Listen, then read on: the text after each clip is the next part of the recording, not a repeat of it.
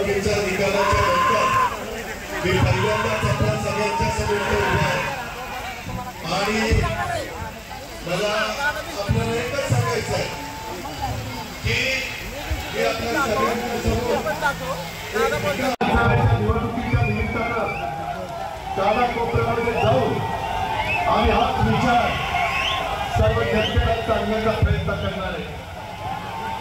तुम्ही पहा मी जो शेतकरी सतत मला म्हणायचा दादा आम्हाला पीकचा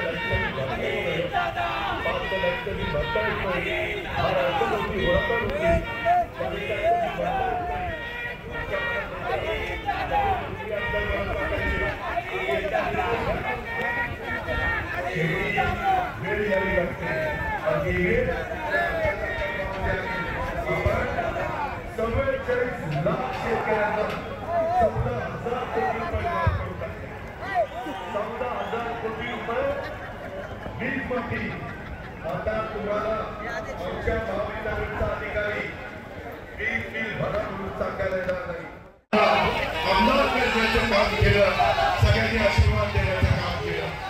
दुसरं एक सहकारी आपल्या परभणीचा राजा खंडेकर की ज्याला आपण लोकसभेची उमेदवारी देणार होतो त्याच्या अकाउंटला जाणार आहे। उत्पन्न मर्यादित असलं पाहिजे 2.5 लाखाच्या आत। मित्रांनो ही साधारण मी महाराष्ट्राचा विचार केला तसाच मी बारामतीचा विचार केला। ज्याच्यात अजित पवार आणि त्यांचे राष्ट्रवादी काँग्रेसचे सगळे सहकारी असतील अशी महायुतीची आणि त्यांच्या मित्रपक्षांच्या ज्यांच्या स्वतःच्या नावावर कार्य अशांना त्याच्यामध्ये धरलं जाणार नाही। जे ड्रायव्हिंग करतात त्यांना त्याच्यामध्ये धरलं जाणार आहे। 2.5 लाखापर्यंत उत्पन्न असणाऱ्या सगळ्या माझ्या आया बहिणींना आणि मुलींना त्यामध्ये धरलं जाणार आहे। आपण अजिबात काळजी करू नका, एवढ्यावरच आपण थांबलेलं नाही। निवडणुकीच्या निकालाच्या नंतर मी पहिल्यांदाच आपल्या सगळ्यांच्या समोर उभा आहे आणि मला आपल्याला एकच सांगायचं आहे की मी आपल्या सगळ्यांसमोर